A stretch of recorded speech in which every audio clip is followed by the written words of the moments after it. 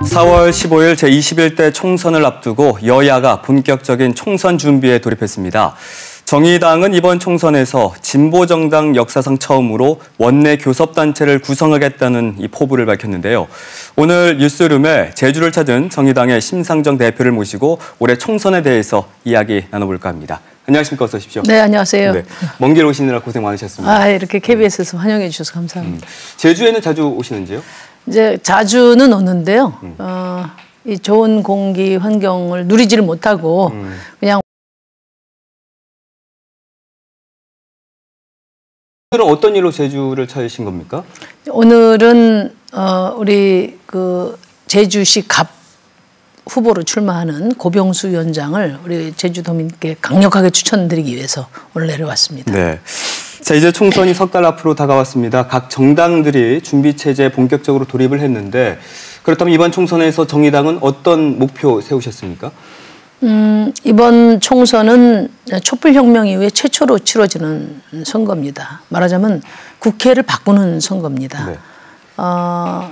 자유한국당 같은 수구 극우정당 퇴출하고 네. 더불어민주당과는 과감한 개혁을 두고 정책과 비전으로 경쟁하는 선거로 만들겠습니다. 그리고 선거제도가 바뀐 이후 처음으로 치러지는 선거이기 때문에 정의당은 이번에 반드시 교섭단체를 이루어서 좋은 정책들을 말로 주장만 할 것이 아니라 실질적으로 결과를 만들어서 주민들의 삶을 바꾸는 또 제주도민들의 삶을 바꾸는 그런 정치로 보답을 드리겠습니다. 네. 아무래도 정의당 입장에서는 완벽하지는 않지만 처음 도입하는 연동형 비례대표 제도에 큰 기대를 거실 텐데 정당 투표에서 정의당을 찍어야 하는 이유 유권자들에게 좀 간략하게 설명해 주신다면요.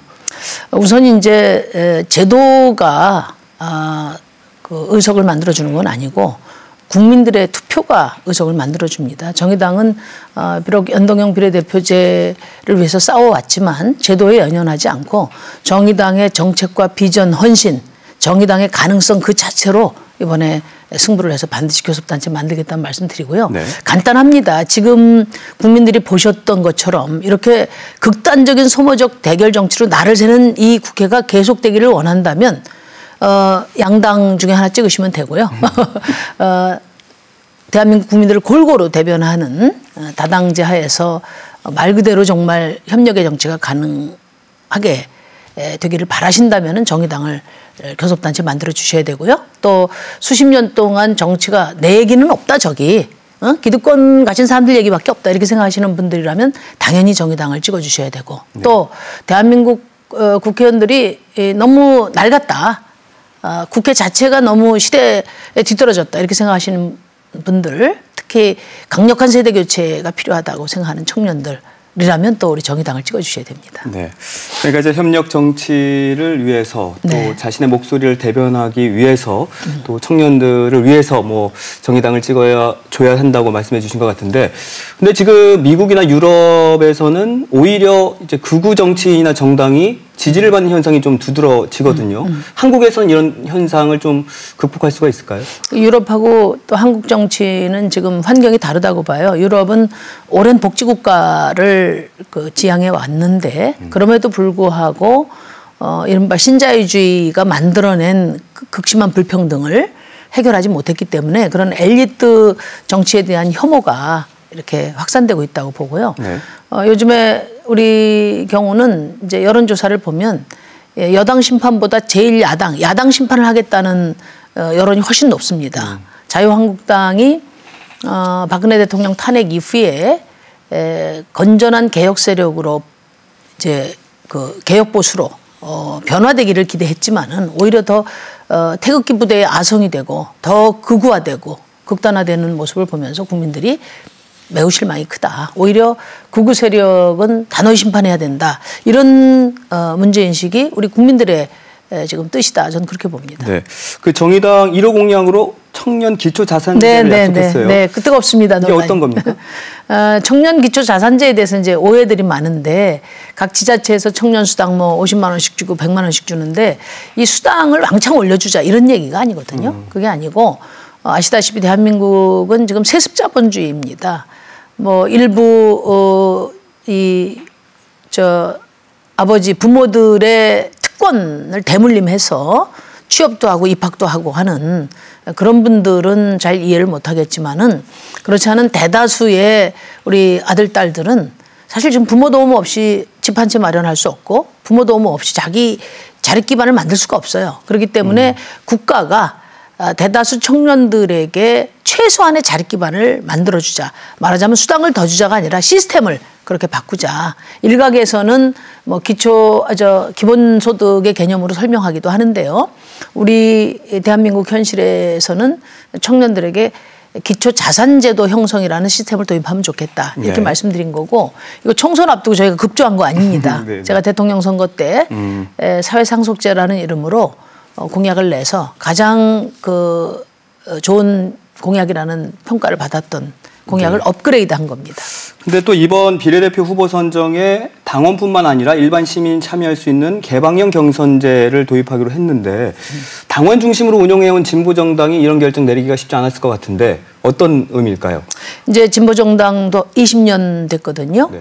그러니까 그동안에 진보정당이 앞장서서 이끌어왔던 경제, 민주화, 복지, 정의, 공정 이게 시대 정신이 된 만큼 이제 더 이상 정의당이 소금 정당으로 머물러 있지 말고 과감하게 수권 대한정당으로 성장해라. 이번 총선에서 반드시 교섭단체 돼서 유력정당으로 도약해서 대한민국의 미래를 열어가라. 이게 우리 국민들이 정의당에 대한 그 기대라고 저는 생각합니다. 그런 점에서 명실상부한 진보적 대중정당으로 나가기 위해서 우리 6만 당원뿐만 아니라 300만 지지자 네. 또 더 나가서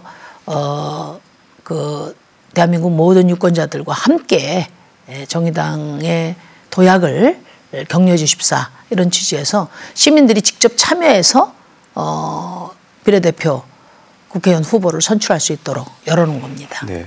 제주 지역 총선 얘기를 해보자면 네네. 그 제주시 갑 지역과 한 곳만 후보를 내는 거죠? 네네. 일단 그렇게 돼 있습니다. 근데 여기는 지금 현역 민주당 의원이 불출마를 하고 또 전략 공천설까지 나오면서 자칫 진보 진영에서 여러 후보가 나올 수도 있습니다. 그렇게 네. 되면 또 정의당 입장에서는 단일화 압박에 시달릴 수도 있을 것 같아요.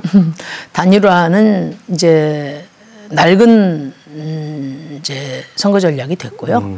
그것은 당선만을 위해서 추진해 왔던 후보 단일화는 이제 국민들한테 인정받기 어렵습니다. 그리고 네. 다 이제 밑에서부터 상향식 공천을 하는 그런 시스템으로 바뀌기 때문에 전략 후보 냈다고 후보 단일화를 요구한다면 네. 아마 제주도민들이 외면할 거라고 생각하고요.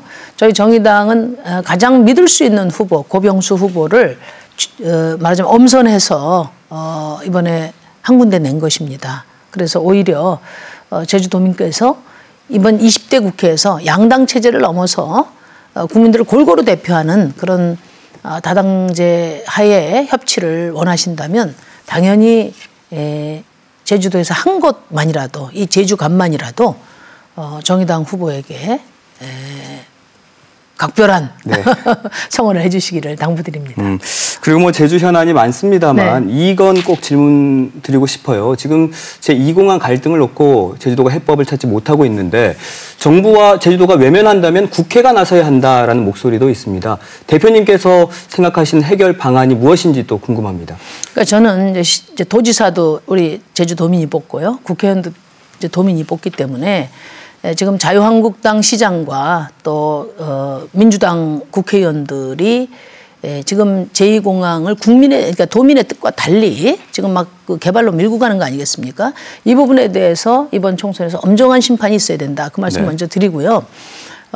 이미 ADPI 용역 보고서에서 네. 정확하게 진단이 나왔지 않습니까? 35년까지는 현재 있는 제주공항에 보조 활주로를 놓으면 충분히 충족이 된다. 그렇게 진단이 나왔고 그것을 은폐해 가면서까지 지금 개발로 이 생태의 섬, 평화의 섬을 이렇게 훼손하는 것은 개발주의자들의 이익에는 도움이 될지 몰라도 생태에 기반한 제주도민의 삶은 저는 이제 큰 피해를 보는 것이다 이런 말씀 드리고요.